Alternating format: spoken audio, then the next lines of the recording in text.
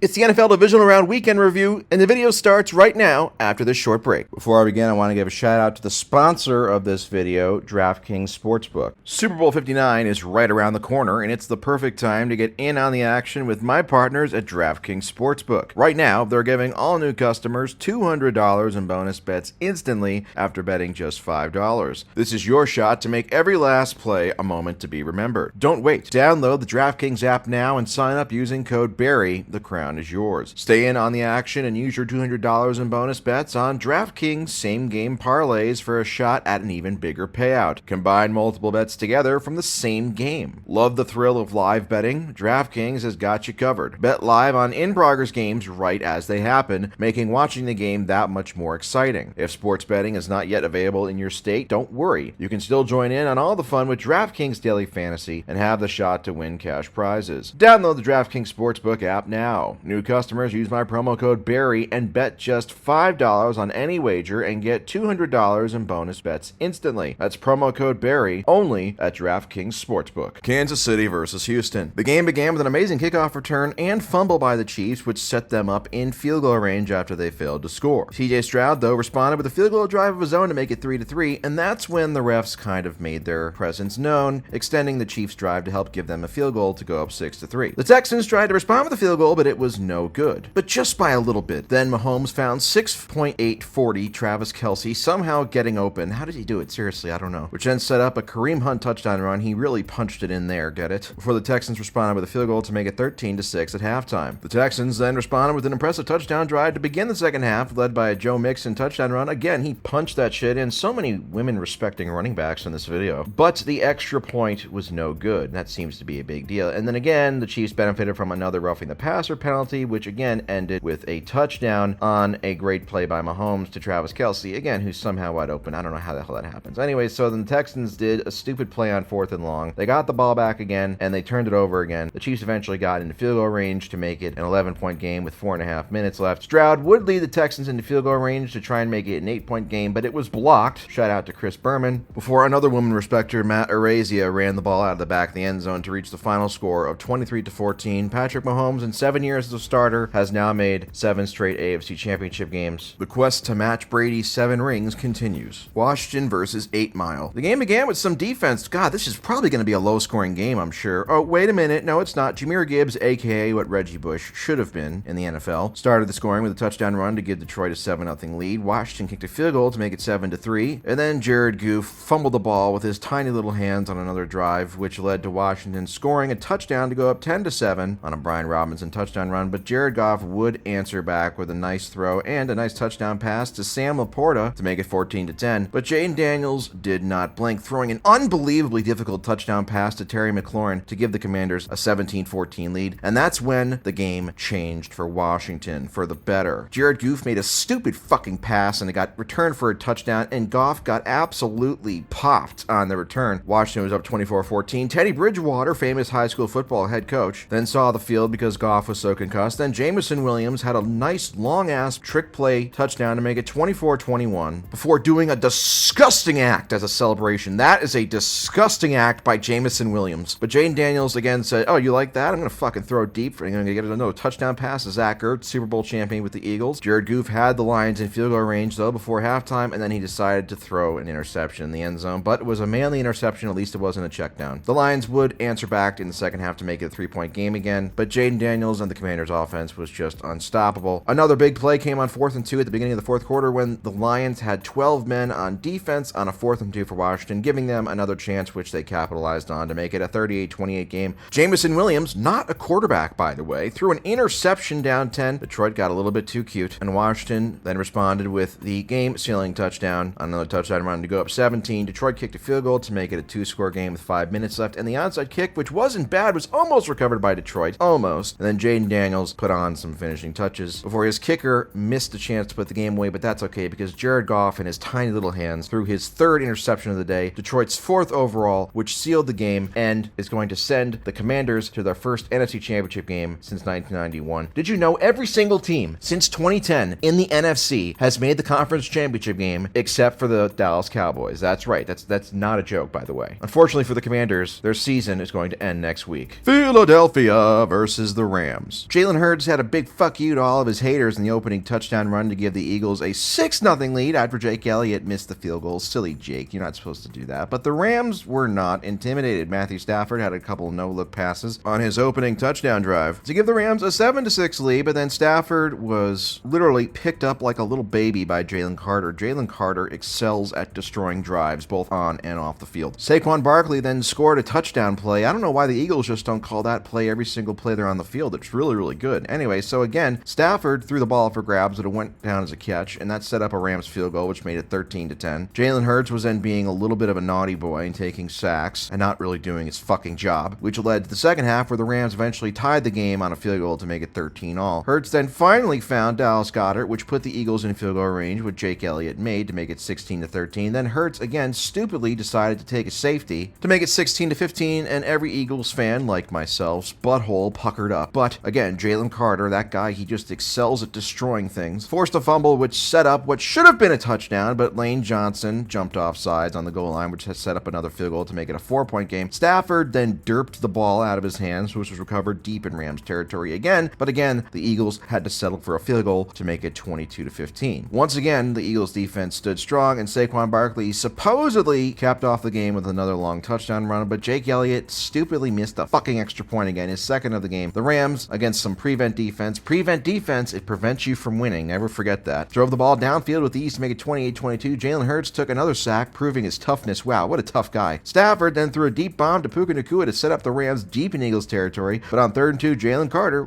you already know what I'm going to say. The guy just excels at ending the life of drives. Sacked Stafford, and then on 4th and 11, Stafford did his best Jake Weiler impersonation from Not Another Teen Movie, throwing the ball out of bounds. His wife is probably being consoled by Jimmy Garoppolo right now. What a lucky gal. Anyway, so the Eagles advanced to the NFC Championship game. Never in doubt. We're 2 wins away from winning the fucking Super Bowl. Just lay down and accept it. It's gonna happen, Eagles haters. It's gonna happen. Just accept it. Finally, the most anticipated game of the weekend, Buffalo versus Baltimore. Lamar Jackson came out on fire on the opening drive, throwing a nice touchdown pass to shut up the haters for about 10 minutes. Josh Allen responded by throwing the ball deep, which ended with a touchdown run to make it a 7-7 game. And then Lamar Jackson looked like Samuel L. Jackson on this arm punt downfield. But for him, the Ravens defense stood strong, gave up no points. But unfortunately for Lamar, he got strip sacked by a ghost on the next Baltimore possession, and it was returned by Von Miller deep into Ravens territory. And the Bills did capitalize on this one to make it 14-7. For the most part, though, Lamar I thought was pretty good in this game, although failing to score a touchdown deep in the red zone by the Ravens, having to settle for a field goal to make it 14-10 was a bit of a tough scene. On the next Bills possession, they benefited from a pretty crappy defensive pass interference penalty, and then Josh Allen did a long tush-push touchdown run into the end zone to make it 21-10, but the Ravens made it a one-score game with a Justin Tucker field goal. Pile drive tackle. Look at Josh Allen after this. He's like, where's the flag? I'll tell you where the flag is. It's at Trump's inauguration. The Ravens then remembered that they can really run the ball well and handed it off to Derrick Henry for a touchdown, but the 2-point conversion was no good after it was batted. The guy was open, but the ball was batted down to make it 21-19. The Bills offense had to settle for a field goal to make it 24-19. Lamar was moving the Ravens down the field when Mark Andrews forgot that he suffers from white man's disease and got stripped like a little bitch, which resulted in the Bills again having to settle for a field goal to make it an 8-point game, but Baltimore was still alive with 3.5 minutes left. Lamar had a couple really nice throws, including his amazing touchdown pass to make it 27-25 with a minute and a half left. And then on the 2-point attempt, Lamar Jackson just couldn't will Mark Andrews to hold on to this pass. Tom Brady never would have allowed his receiver to drop this pass, so let me tell you, to make it 27-25. The onside kick by Justin Tucker was recovered. It wasn't a bad onside kick, but it was recovered nicely by the Bills. And after running for a first down,